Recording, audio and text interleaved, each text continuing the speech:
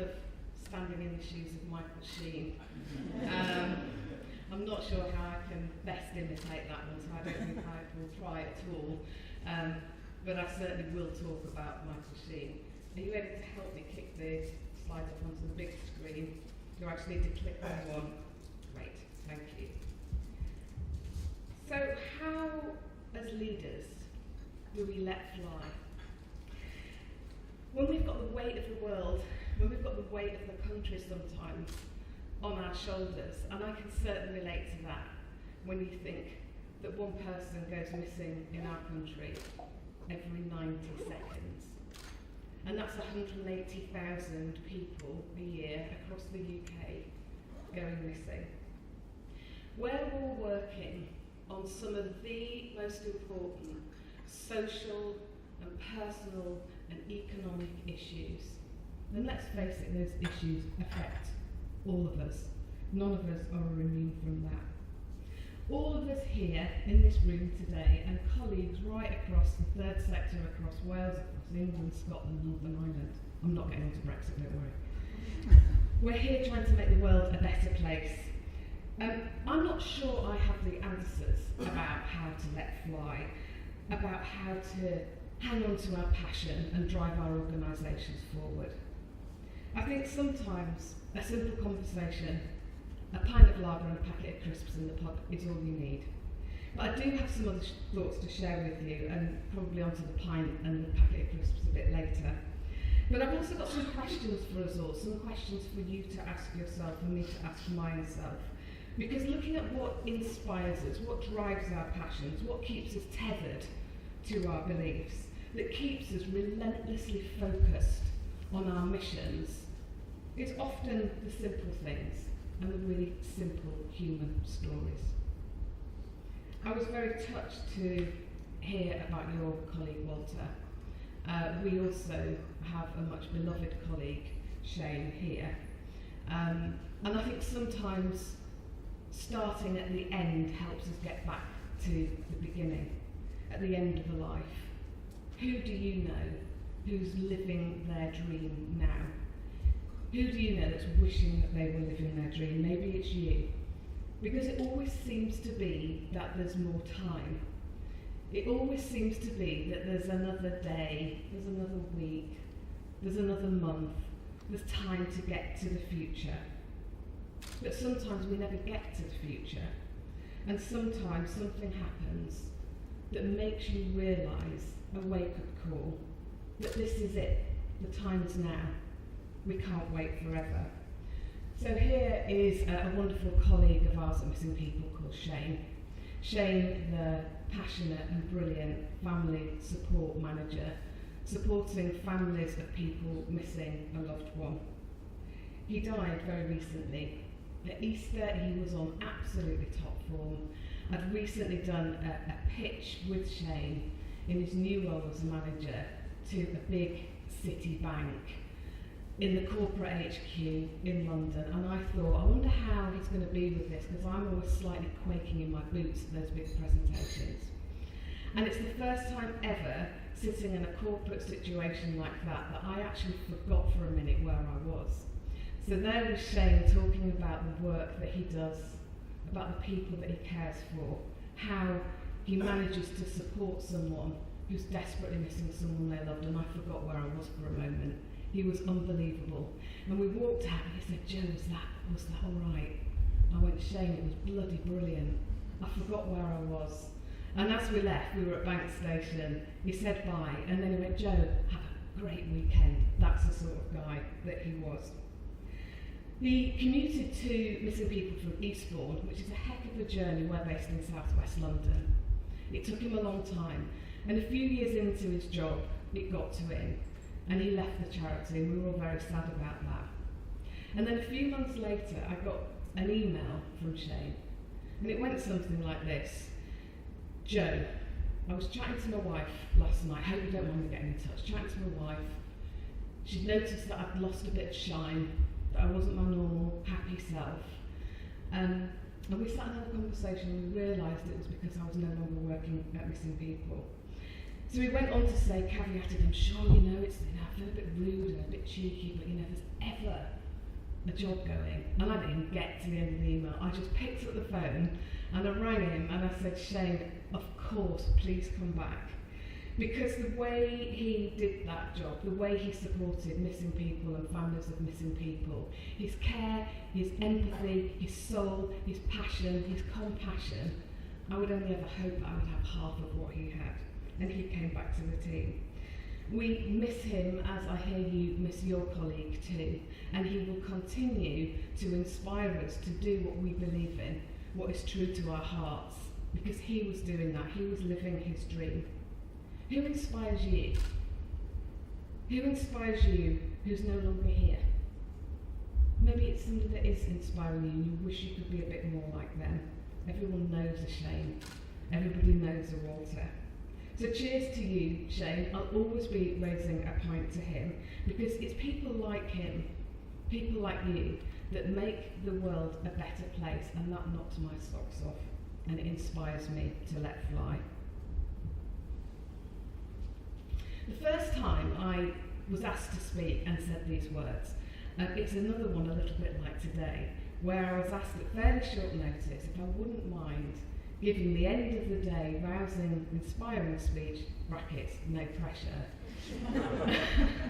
what a brief, in place of Margaret Aspinall. Margaret Aspinall campaigned for justice for the victims of Hillsborough for 27 years. She was unable to attend the Akivo conference, unfortunately, on the basis of legal advice. And so I did more learning about Margaret as I stood there and represented some of her heart and her passion and her spirit for the third sector to inspire people that day. She campaigned for justice for all of the victims of Hillsborough for so many years. She was a leader, but she also needed a leader. And that person that came along in 2009 was Andy Burnham, who was then the Minister for Sport. Andy was asked to stand on the pitch at Hillsborough 20 years after that disaster when 96 people died. I was listening to a podcast, and Nick Robinson was interviewing him and was talking about the moment he was asked to go to Hillsborough. And Andy said this, he said, oh my goodness, I agonised for weeks. Should I go? Should I not go? Because he knew what it meant. He knew that there had been no justice for the victims of Hillsborough many years later, and he knew as a representative of the government that that wasn't going to be an easy gig for him that day. He talked to his brother, just made me smile. It's the sort of things you do in that situation. Go to someone that you can trust. What do you think? It was his younger brother.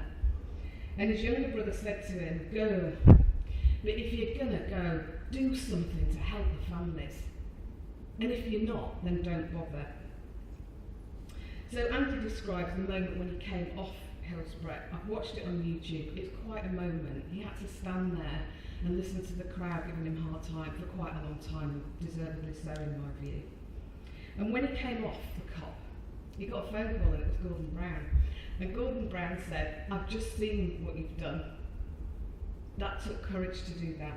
And he said, if I can help you now, tell me what I can do to help you. And then the next day at the cabinet meeting at Downing Street, he asked permission to raise Hillsborough again in Parliament. And that resulted in the second Hillsborough inquiry. And in that inquiry in 2016, it was found that the 96 Hillsborough deaths happened as a result of unlawful killing. Andy went on to make a speech in Parliament, and I've got a short line here from that speech where he says, what kind of country leaves people with no more than let them wave off their loved ones to a football match, leave them sitting in a courtroom 27 years later, begging for the reputation of their lost sons, daughters, brothers, sisters and fathers? I went on to ask my brother what he thought about Hillsborough and what he thought about the role that Andy Burnham played, being more of a football fan than me. And he said, sometimes you can't be sat miles away in London as part of a political class thinking that you know what's going on in the regions, thinking that you can feel the pain of a community because you can't. Andy Burnham stood up, he took the pain from his peer group, and then he did something about the cover-up. And that took courage, and that took action. It's not bad, my brother, on a good day. But you know, this is not about Andy Burnham any more than it's about any of us ultimately doing the jobs and the roles that we're doing. This is about the people that we're there for. This is about the people who lost their lives that day. People who lost their loved ones, like Margaret Aspinall, chair of the Hillsborough Family Support Group. And do you know, she never missed a single meeting of that group in 27 years. She never gave up the fight for justice. Her son died that day. I know that we'd all take our hats off to her too. Well, she lost her boy, and she fought for justice for her boy, and on top of that, she fought for justice for every other victim of that too.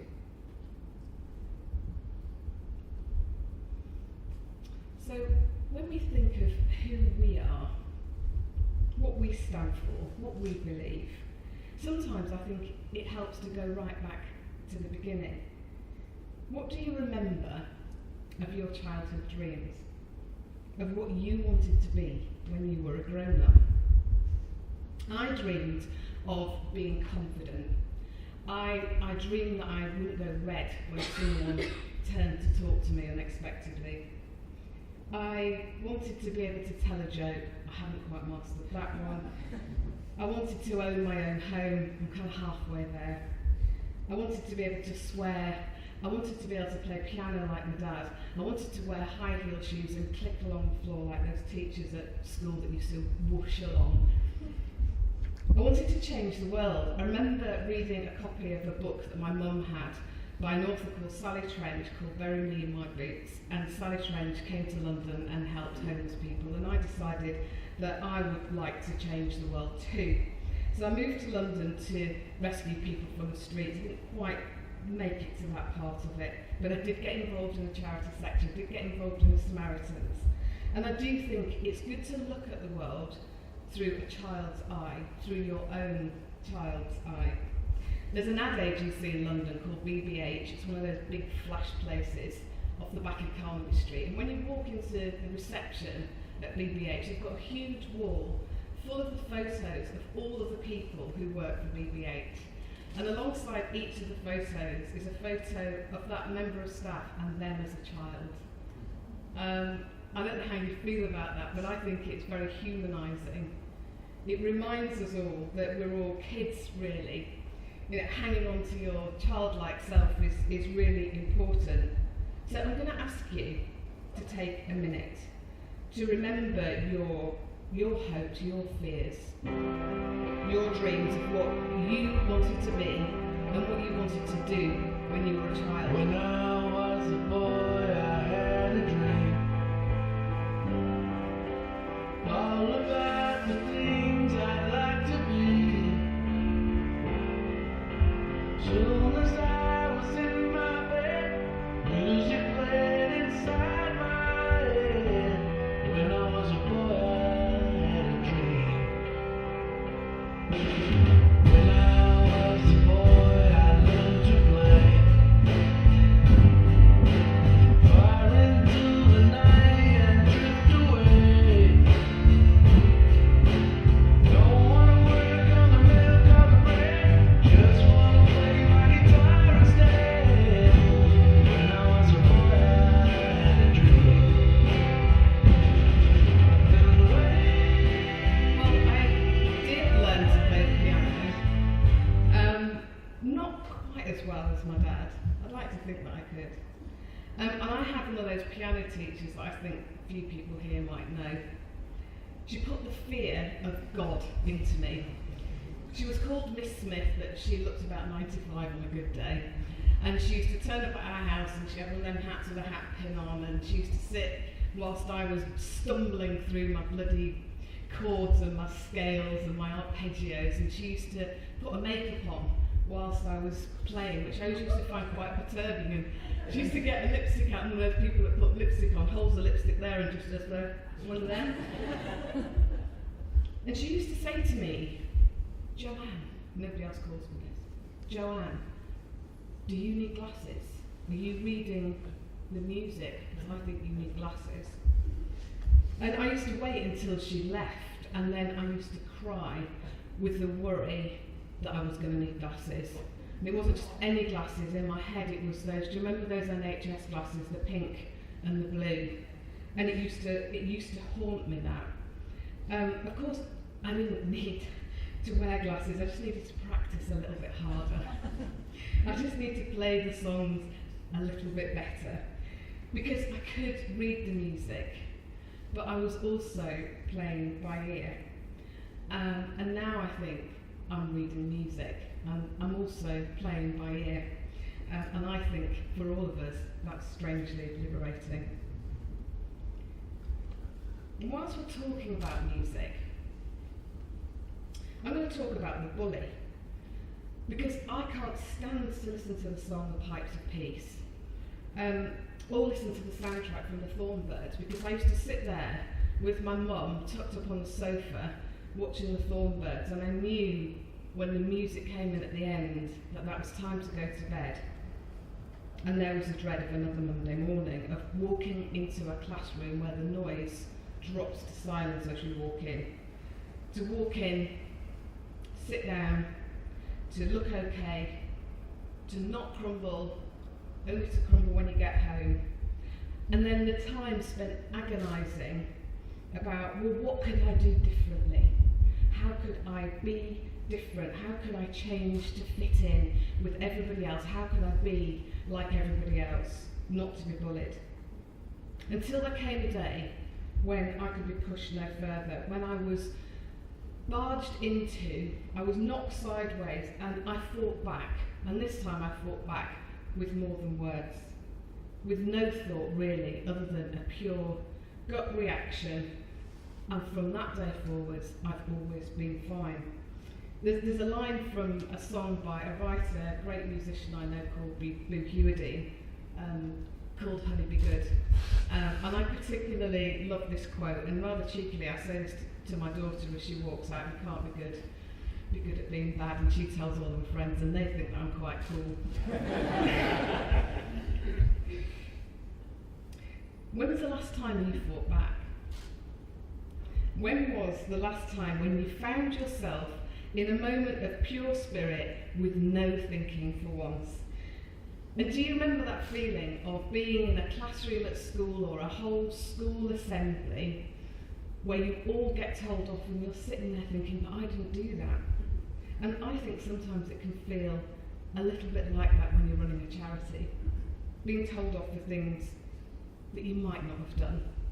And sometimes it's important to hang on to our pride, to share our stories, to run our organisations well, but stand up and be counted, and by God, believe in something.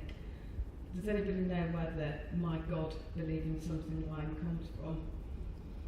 It's our man Michael Sheen. So this next short story I'm going to dedicate to Michael Sheen, because I am really a fan of his. I was chatting to some of my colleagues from Missing People last night in the pub as we were celebrating somebody leaving the organisation, going on to their next mission. And they were saying to me, don't forget, Michael Sheen always supports Missing People's big tweet. So every International Missing Children's Day, we harness the power of social media, from celebrities to Margaret in Doncaster to people all over the country, to help us appeal for some of the 80,000 children who go missing in our country every year. And Michael Sheen supports that big tweet every year for us. And then the team said, "Oh, he's brilliant with that." And sometimes he starts a bit late, and then we get a direct message from him going, "Oh, I'm really sorry, I'm running late today." And then he puts a kiss at the end of it, and they all run round the office and celebrate. His line, "By God, believe in something." And I sometimes feel that I need to play down my opinions, my views, my beliefs. I sometimes feel like I'm tiptoeing around, trying not to upset anyone, fear of being too political, too outspoken, too challenging, too controversial. But I know that we do need believers of all kinds. We need leaders, we need philosophers, we need writers, we need storytellers, we need carers, we need dreamers, we need philosophers, and we do need people who will stand up and protect and shout and fight to make the world a better place. We need those people who can help us believe that the world can be a better place. I think Michael Sheen is someone that you can channel when you need to channel that fighting spirit. So I was listening to an interview that Michael Sheen did with Krishna and Guru Murthy on a podcast called Ways to Change the World. Michael Sheen, he talked about his growing awareness from spending a lot of time in the States to coming back to Wales, coming back to Port Talbot, his hometown, and noticing people being left behind. He describes how he came back and felt this growing sense of all these brilliant local organisations in local communities supporting people through really hard times. And then he noticed that he'd come back to Wales and those organisations wouldn't be there anymore. He describes his own sense of immense privilege and opportunity, and he rails against the fact that not everybody has that same opportunity and possibility. He said, it's one of his words, he's incandescent with fury. I even had to look up how to spell that, but it doesn't matter for saying it. And he's infuriated too with inequality. He talks about his own sense of responsibility. He says there are certain people and there are certain communities who don't get a platform, who don't get an opportunity, who don't get a chance to speak out. And he says if people like me who have had opportunity, who have had chances, and do have their own financial resources, if we can't do something to help, then who's going to do anything? Who else if not me? Everybody should ask themselves that question. Who else if not me? That's him saying that, not me, but I do agree. He said there's a general thing in our society, and he said it's not just politics, it's in our culture that there's a centralisation of power.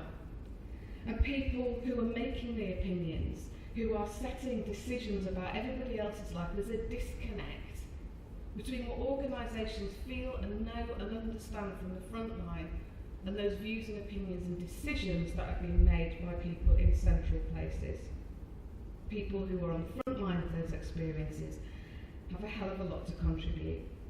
So here's a clip of Michael Sheen speaking at an NHS rally in 2015. When people are too scared to say what they really mean, when they're too careful to speak from their hearts, when integrity is too much of a risk, it's no surprise that people feel disengaged with politics. There is never an excuse to not speak up for what you think is right. You must stand up for what you believe. But first of all, my God, believe in something. I think whatever your view is of the opinions of Michael Sheen, the my God believe in something line, that's brilliant, and I always have that in my mind. So ask yourself another question now. When was the last time you learned something new? I'd always harboured the ambition quietly of doing a TED talk, and I was asked to do a talk, and I couldn't really turn the opportunity down. And I thought that working through the ideas and coming up with all the ideas for the talk was going to be the challenge in itself. And when I delivered the idea to the guy who was coaching me through the TED process, he's like, Joe, this is great. And it felt like when I first delivered my very first album to my record company, and they were like, girls, this is great, there's these brilliant songs. So just go away and write the single, and then come back when you've got that written. And it was the same when I delivered my TED Talk idea. It's like, Joe, this is great, full of really great ideas. So just go away and work on the one idea, and then bring that back when you've done that. And of course, I got lots of coaching and encouragement from the guy at TED, and a little bit like all the best things of leadership in an organisation. And just when I thought I got the hard bit done, just when I come up with a nugget of the idea that I could hang a whole talk around, it was then just a small question of learning 12 minutes with no notes and no auto cue, and all I can say is it felt like an out-of-body experience. And there was a moment where I was in the talk and I thought in my head, this is actually going all right, and then I just had a moment of having no clue what was coming next. And it was just one of those, oh mum, it wasn't even there moments. I think it is possible to learn totally new things, and in doing that, I don't think I'll ever learn a 12-minute talk ever again, but of pushing a barrier, of opening a door to something new. So moving on, because sometimes in what inspires us, what helps us to let fly, it's the really small things, the small moments where we get the biggest learning ever. When was the last time someone touched you with kindness? When was the last time that someone was kind to you and reminded you of everything that was good in the world? So I once visited a mum and dad whose son Matthew was missing, their beloved boy Matt. He was missing, lost out there in a dark world on his own. They had no idea where he was, whether he was alive or dead. And he'd gone missing after being falsely accused of a crime that he didn't commit. And even though the accusation was withdrawn, he withdrew at that point and felt like he couldn't cope and he couldn't live in his own community and went missing. So I spent a Friday afternoon with them, looking through photo albums, looking through scraps of Matt's life. And the whole way through that, I was so conscious of his bedroom upstairs sitting empty. And as I left, it had gone dark, it had got quite late, and Pauline drove me to the train station. And as she dropped me off, she handed me a small parcel wrapped in silver foil. And I got on the train and I felt hungry and drained and tired and incredibly sad. And then I opened up the foil, and there were a handful of custard creams. Through all of their grief, they never lost the ability to be thoughtful and kind to other people. I'll never forget that, and I'll never underestimate the power of a custard cream. And the better end to the story than that is that Matthew was found alive. He was missing for 6 years. When he was found, he wasn't in a great state, and his parents said that he is still struggling, but he's getting stronger, and they are now able to see him regularly and be in touch with him. And the positive news about missing is that most missing people are found within 1 or 2 days. It's only a really small percentage that are missing a year later. And so how do we let fly? How do we stay in touch with all that inspires us? How do we stay true to our hearts and hang on to our fighting spirit when someone tries to squash our spirit, and when somebody tells us that they're fed up of love songs? Because that happened to me. We delivered a new song to our music publisher. We dragged the piano there, plugged it in his office, and played our latest song. And Stuart, brilliant bloke that he is, had quite an embarrassing moment where he leapt across his office and he said, "Girls, what we need is no more love songs, we need an indie song."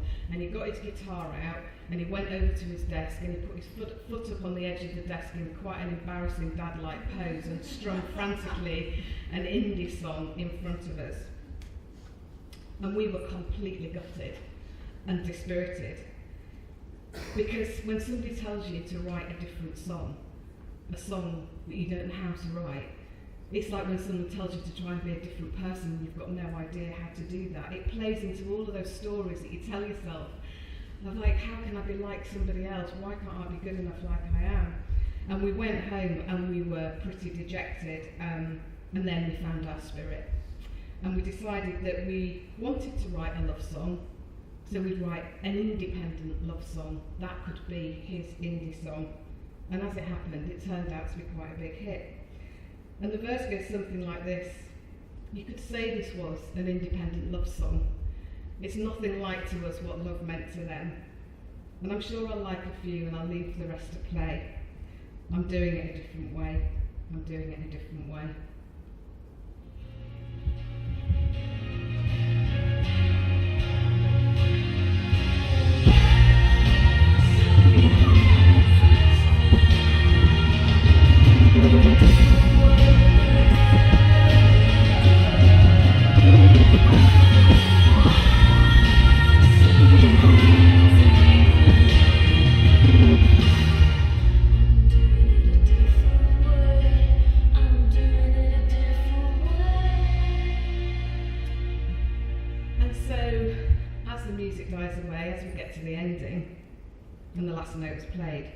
that leave us? We all lead and write and think and believe in different ways. We all have our own soundtrack. We're all writing our own script. And as leaders, we stand in the shoes of our forebears. And in my case, I'm standing in Michael's shoes. Sometimes we're reading the music, sometimes we're playing by ear, sometimes we're busking it, and sometimes together we write a symphony. We're all believers of all kinds, we're learning and we're touched by small acts of kindness. And it's those small acts of kindness that are at the very heart of the organisations that we're all leading.